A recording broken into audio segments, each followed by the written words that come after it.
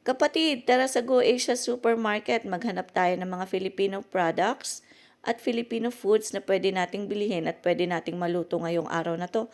Tara, samahan niyo ako. Meron sila ditong iba't ibang flavor ng boy bawang at 1.49 euro ang bawat pack. At meron din po silang iba't ibang flavor ng Skyflakes. 1.59 euro bawat pack, 10 pieces ang laman at 32 packs naman ang Skyflakes for 8.99 euro.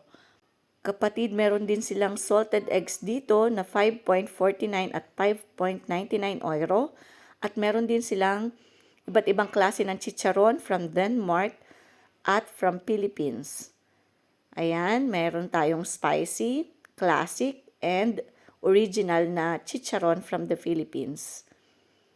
Wow, pwede tayong mag-kwek-kwek. Nakakita tayo ng itlog ng pugo, 12 pieces for 1.99 euro mga kapatid. Meron ding enoki mushroom for hot pot, 0.99 euro. At nakakita tayo ng isang plastic ng pasibol, 2.29 euro naman ito.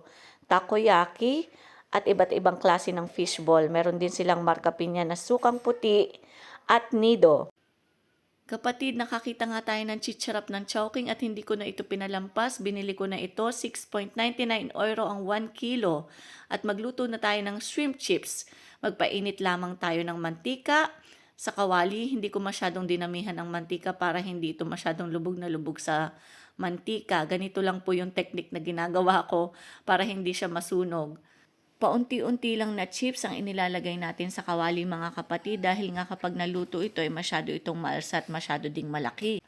At ang kasya lamang po sa ating kawali ay 3 hanggang 6 na piraso. Ganyan po yung technique na ginagawa ko para hindi masyadong maaksaya sa mantika at para hindi rin masyadong lubog sa mantika ang ating chips.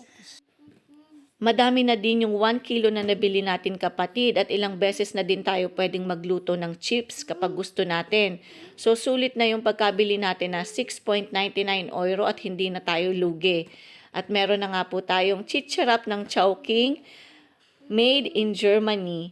At ayan nga po, sulit na sulit ang pagkabili natin. No more cravings and cravings satisfied ang inyong kapatid dito sa Germany. Thank you po sa inyong panonood at sa inyong pagsuporta sa aking mga mini vlog. Thank you. Bye. God bless.